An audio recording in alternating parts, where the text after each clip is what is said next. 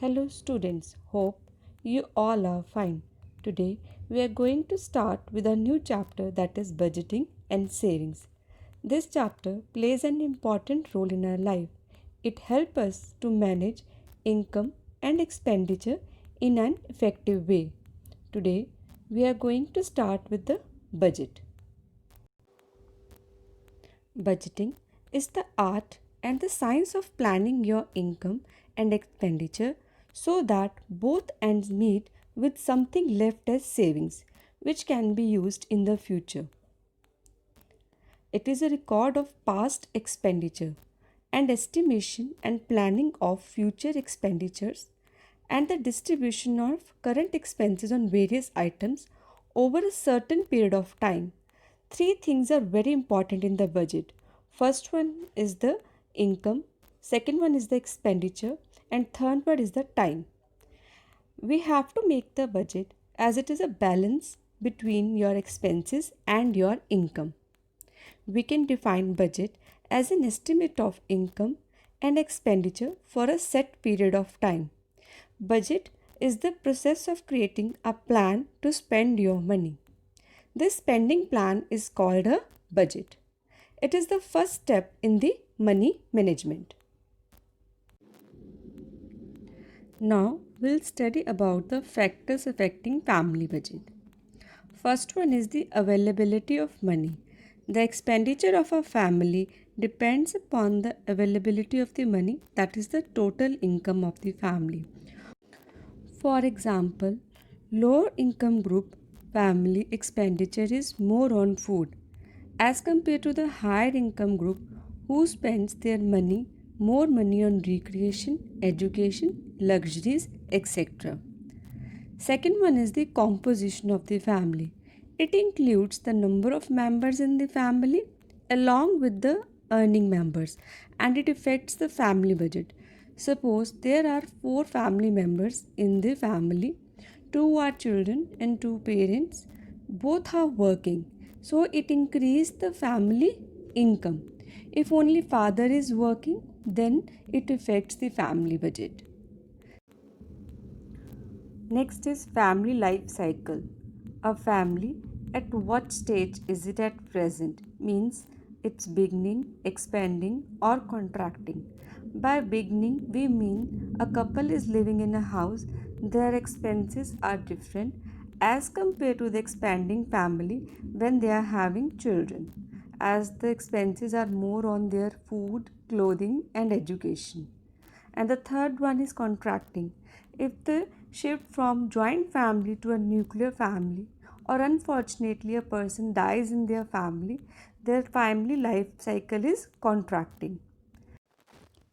Sometimes the expenditure of the family depends on the occupation of the family members.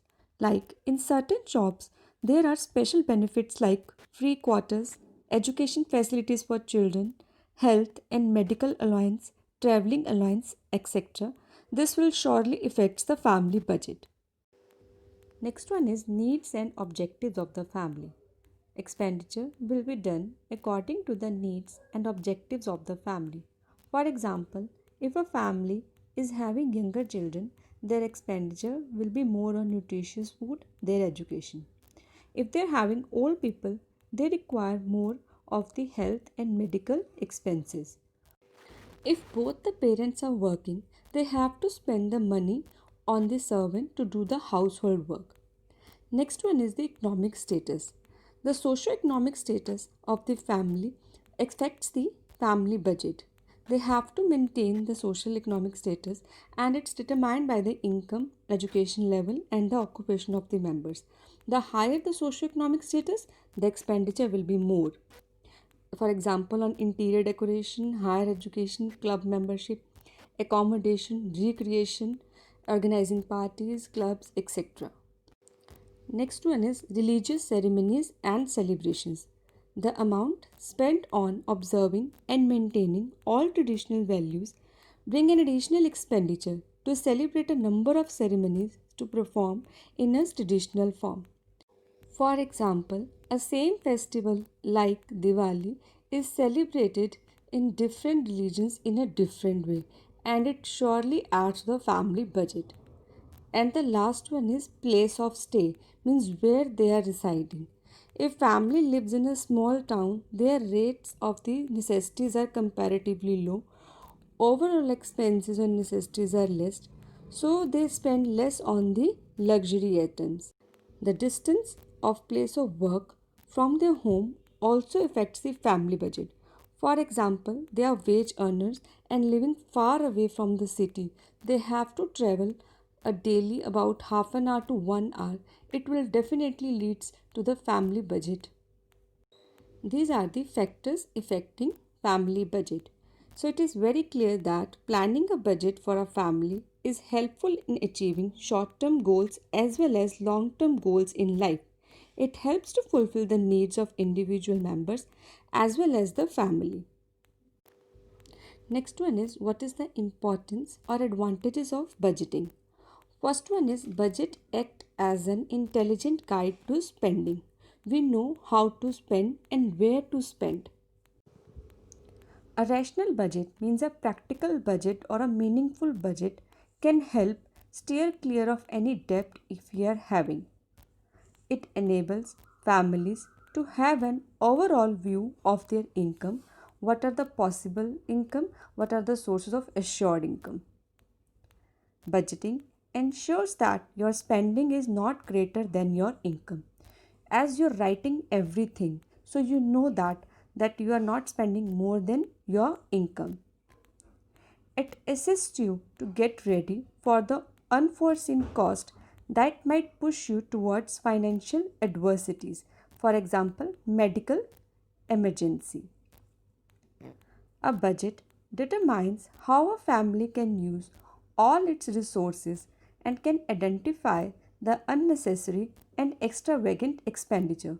For example, if there are only 4 members living in a family and there are 2 extra rooms, so they can give it for rent to increase their income.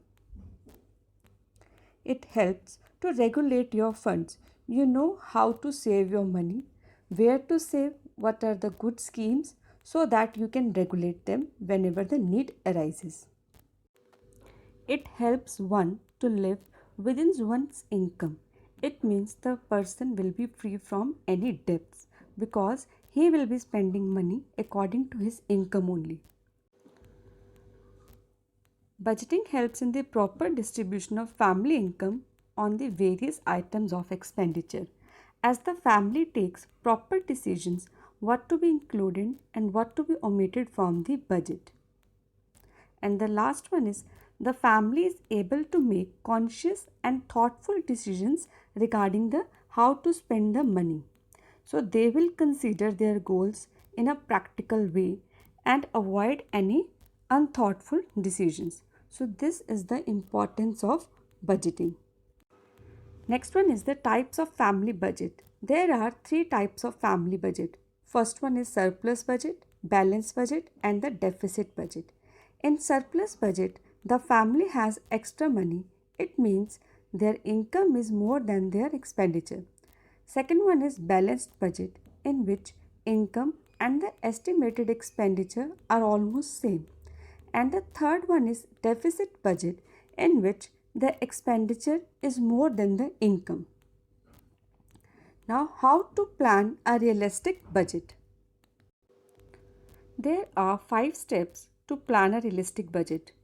First one is, list the commodities and services required by family members throughout the proposed budget period. Commodities and services like clothing, food, transportation, education, etc. And the budget period may be a week, a month, a year. Second one is the estimate the cost of desired items. We can easily get it from the internet or from the shop we are purchasing. And it will also be based on our past experiences. Next one is estimate total expected income, means whatever the sources of income we are having. Fourth step is bring expected income and expenditure into balance. Balance means we can increase our sources of income and how we can reduce our expenditure to cut down the unnecessary expenditure items. And last one is check on plans to see that they have a reasonable chance of success and possibilities of saving for future. We should also keep in mind how to save money for future necessities. Next one is the list of budget items. The goods and services consumed by a family must be grouped together and organized properly. Some items of the budget are: first one is food. Whether we are preparing at home or we are having outside our home, restaurants, etc. Under housing, loan, rented house or repairing cost of our own house. Third one is clothing. Their purchasing, cleaning and repairing. Next one is household operations, means fuel, electricity, water and phone. Next one is medical allowance, a regular one and the ones for the emergency. Home furnishings, buying a new one or maintaining the current house. Transportation, on personal and public transportation. Personal allowance of family members. Miscellaneous, like education, recreation, gifts, taxes, etc. Provision for future are savings, insurance, investment schemes, etc. This is the basic list of budget items. It may exceed or some items may be deleted depending on the individual families. Cost accurately estimated. This is the second step in the estimation of the cost of desired items. We have to keep the records as it helps us in further planning. Under changing circumstances, new demands for money may arise, and this must be carefully estimated and calculated. For this, market trends has to be considered. We have to also see the price fluctuation. Sufficient allowances must be made to cover the such variations and fluctuations. Now we'll see. First one is we have to spend around 35% of our income in the housing, 15 to 20% of income in the transportation, 5 to 15% of our income in the food, 5 to 15% in the debt payments if we are having. For the personal use, we are having 5 to 10%. Savings, which we must do, 5 to 10%. Utilities, that is 5%. Clothing, 3 to 5%. And medical, around 3%. This is just a general cost estimated. Next one is expected estimates. All the sources of income has to be recognized. Care should be taken that it includes all the sources such as salary, profits, any fees, bonus, gifts and other earnings. Income from the different sources has to be listed under these: assured income and possible income. We should keep our necessities and pay from our assured income so that we can use our possible income for the savings. Next one is expenditure and income balance. The budget is not complete unless it is balanced. The expenditures and the income come in the same line and provide something for the future. When listing the items, the necessities and the desired goods to be listed separately and then add them. If they increase the expected income, then two approaches can be followed. First one is we should increase the source of income, and second one is to cut down the expenses. When any of the means is adopted, the budget is said to be well planned and ready for execution. Next one is plans checked for realism. It means to check if the budget plan we have made is real or unreal. To determine the success of plan, the plans have to be checked and evaluated. We should answer the following points. Have the needs of the family members been met? Have the anticipation emergencies been foreseen? is the solvency, that is, ability of paying bills, debts, and taxes assured. Have the prevailing conditions and future conditions of the country been taken into consideration? And the last one, does it meet the long term family goal? So, if the budget fulfills these considerations, then it is said to be a well planned budget or a balanced budget. Now, we'll study about judicious utilization of resources. A budget is much more than a plan for the use of money. A family's budget shows how effectively they are able to manage their resources.